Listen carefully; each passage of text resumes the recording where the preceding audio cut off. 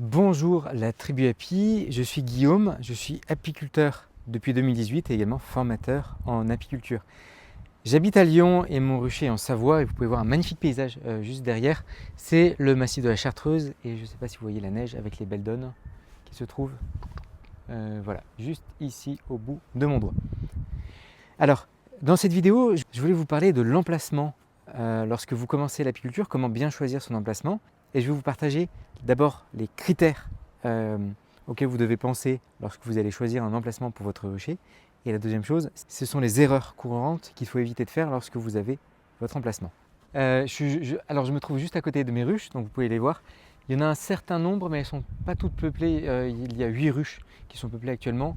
Il y a plusieurs formats. Et le premier critère que je voulais voir avec vous, c'est avant tout l'exposition. C'est important que votre rucher soit au soleil. Si vous êtes dans le sud de la France, au soleil, mais pas trop. C'est bien quand vous êtes au soleil l'hiver et ombragé l'été lorsque vous êtes dans le sud. Pour ma part, mon rucher est aux alentours de 500-700 mètres d'altitude. Du coup, je peux me permettre de mettre les ruches en plein soleil. Donc il y a avant tout l'exposition en plein soleil. Là, les ruches se trouvent plein sud. Ça permet d'avoir un bon parcours. Le soleil se lève par ici et ça permet d'avoir un beau parcours où en fait le soleil vient vient rayonner directement sur les ruches. C'est important pour votre emplacement que votre rucher soit exposé au soleil et également qu'il profite du soleil. Ça peut être une orientation sud-est ou également sud. Ces deux types d'orientation vont bien et c'est le premier critère pour bien choisir votre emplacement. Le deuxième critère en fait que j'aurais pu mettre en premier, c'est est-ce qu'il y a assez de ressources aux alentours de votre rucher. Il faut savoir qu'aux alentours d'une ruche, d'une colonie d'abeilles, les butineuses font à peu près 3 km de rayon autour de leur colonie d'origine. Du coup, vous pouvez vous promener en fait, tout simplement là où vous vous trouvez, aller voir les différentes maisons, aller voir les différents arbres. Si vous voyez qu'il y a assez de ressources, ça peut être des champs de colza par exemple, mais également voir s'il n'y a pas de champs d'agriculture intensive. Dans ce cas-là, il faudra vous méfier, notamment lorsqu'il y a des traitements chimiques qui sont appliqués sur les champs. Mais du coup, oui, vous pouvez vous balader, regardez sur Google Maps, vous prenez un rayon de 3 km et vous pouvez voir en termes de jardin, en termes de haies, en termes de forêt, tout ce que vous pouvez trouver. Il y a l'application qui s'appelle PlanteNet qui permet, lorsque vous trouvez un arbre, de dire quel est cet arbre, est-ce que c'est un châtaignier? Dans ce cas-là, c'est très bien. Et vous pouvez également essayer de voir les types de plantes que vous croisez. Mais voilà, l'important, je dirais le critère numéro 1 avant tout, c'est les ressources. Parce que s'il n'y a pas de ressources, les abeilles ne pourront pas se nourrir. Si elles ne peuvent pas se nourrir, eh bien vous n'aurez pas non plus les fruits de la ruche, comme notamment le miel, la cire et le pollen. Alors comme autre critère, là je vais filmer directement mon rucher et je vous montrerai un ancien emplacement que j'avais choisi. Alors, un critère aussi important, c'est par rapport au terrain.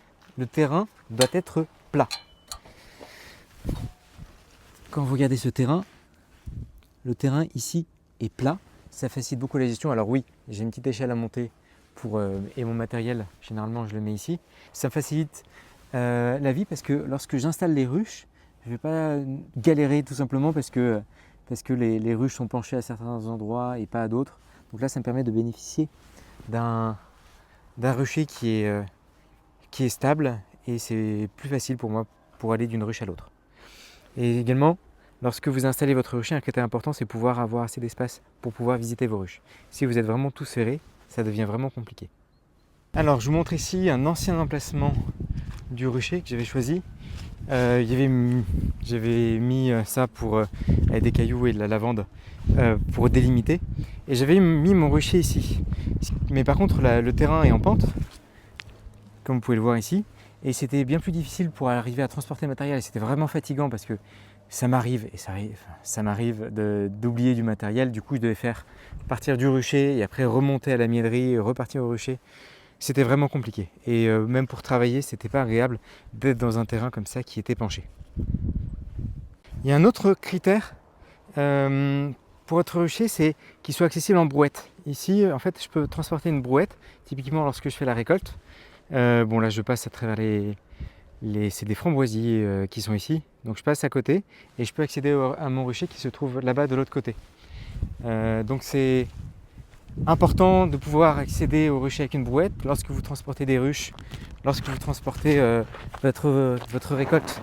La récolte, ça pèse lourd.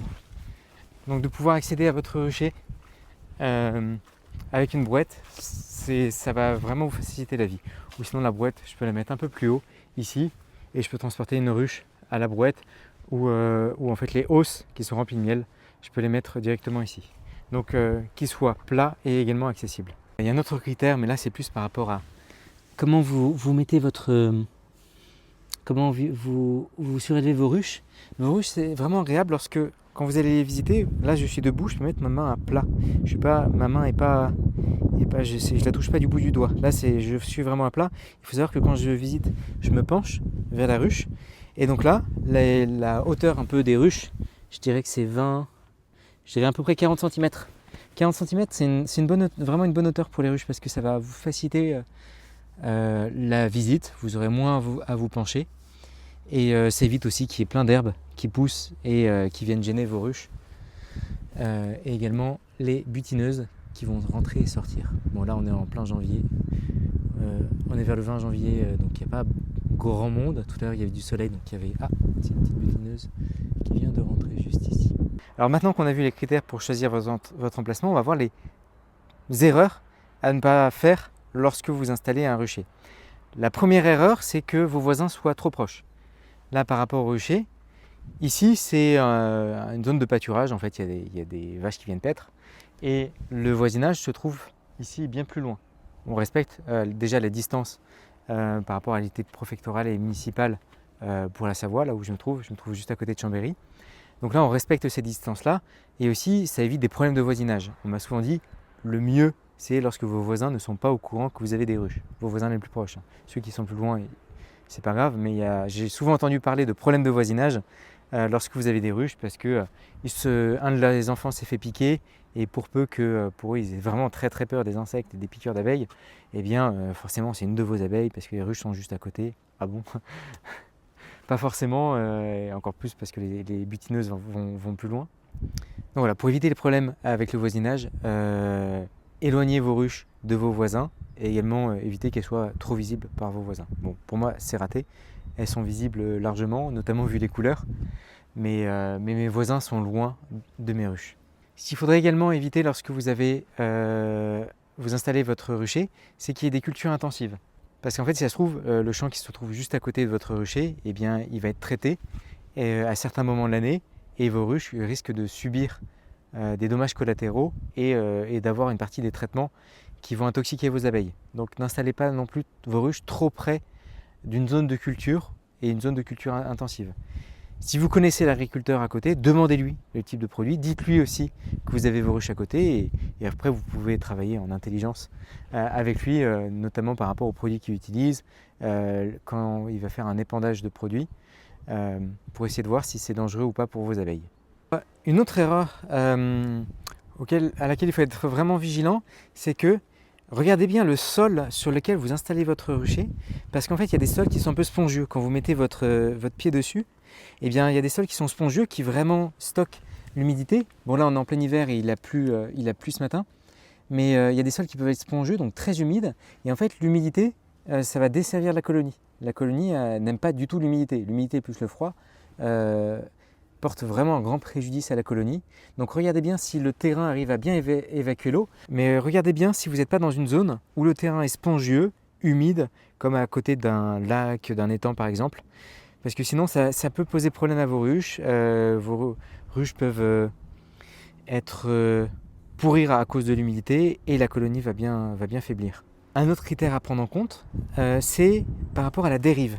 La dérive, c'est lorsque vous avez des ruches identiques. Par exemple, si j'ai une ruche qui est peinte en gris à côté de celle-ci, il y aurait une dérive, c'est-à-dire que les abeilles, lorsqu'elles vont sortir, et mettons que les ruches soient vraiment très proches l'une de l'autre, lorsque les abeilles vont sortir de cette colonie, elles risquent d'aller dans la colonie juste à côté en revenant.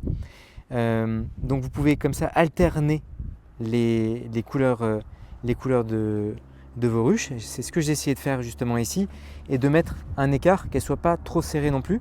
Parce que la dérive, ça veut dire que si j'ai cette colonie-là qui est malade et que cette colonie-là est identique, parce qu'il y a la même peinture, eh bien, ces deux colonies vont être malades en fait, ça va communiquer. C'est un peu comme quelqu'un a la grippe et il se met juste à côté d'une personne qui a aussi la grippe. Voilà, ça se diffuse. Donc voilà, là, la dérive, c'est que lorsque les butineuses rentrent dans la ruche, qu'elles ne confondent pas l'entrée de sa ruche avec l'entrée juste à côté. Donc moi j'ai essayé de varier les couleurs, j'ai essayé de mettre certains symboles ici, même si j'ai pas été un très bon peintre, c'est un peu bavé, mais voilà. Évitez que les ruches soient trop proches et également identiques sur votre rucher. Alors voilà un peu les conseils que je peux vous donner lorsque vous choisissez un emplacement pour installer vos ruches. Il faut savoir que c'est important de se poser les bonnes questions et de bien étudier l'emplacement parce que c'est pas si facile que ça de changer d'emplacement. Lorsque les abeilles sont installées à un endroit, lorsque vous changez d'emplacement, les abeilles, les butineuses reviennent à l'endroit initial. Sauf qu'il y a des techniques pour permettre de déplacer ces ruches. Mais n'empêche qu'un emplacement, si vous pouviez ne pas en changer, c'est mieux. Donc du coup, étudiez bien par rapport aux ressources, étudiez bien par rapport à la praticité lorsque vous allez visiter. Est-ce qu'il y a assez d'écart derrière les ruches? Est-ce que la hauteur, ça sera suffisant pour vous? Est-ce que l'accessibilité par rapport avec une brouette, ça sera confortable pour vous? Est-ce que entre là où se trouve votre rucher et là où se trouve votre miellerie, eh bien vous n'avez pas 300-400 mètres à faire à chaque fois, parce que sinon vous allez être vraiment fatigué. On oublie tous du matériel. Je pense que moi j'en oublie souvent, mais je pense que ça ne touche pas que moi. Mais du coup, autant se poser les bonnes questions dans le début, de prendre une bonne base pour ensuite ne pas changer d'endroit. Voilà, le choix du terrain est donc primordial. Il peut vous servir tout comme il peut vous desservir. Et parfois quand vous voyez les choses en été, c'est pas du tout la même chose en hiver. Donc essayez de voir les choses sur l'ensemble de l'année, notamment par rapport au terrain. S'il est complètement boueux et que vous avez du mal à y aller, ça va vraiment vous porter préjudice. Donc posez-vous les bonnes questions. Et d'ailleurs, j'ai un petit site précieux pour vous. Il s'appelle BeeGees. C'est un site gratuit, B2EGIS. C'est un jeu de mots avec le groupe de musique. Et lorsque vous rentrez l'emplacement de votre rucher, vous pouvez trouver dans les 3 km aux alentours le type de culture qu'il y a, le type de forêt également qu'il y a. C'est l'Institut L'abeille, l'ITSAP, qui l'a mis en ligne. Il est vraiment très précieux et je vous le recommande. Le site s'appelle BeeGees, B2EGIS. Voilà, je vous ai tout donné pour cette vidéo. Et si l'apiculture vous intéresse, vous pouvez également télécharger un guide de 37 pages qui vous explique comment démarrer l'apiculture et les premières bases, notamment pour le frelon par rapport au varroa, qui sont de grands fléaux de l'apiculture. Donc le guide fait 37 pages, il est accessible dans la description. À très bientôt, la tribu Api. Ciao.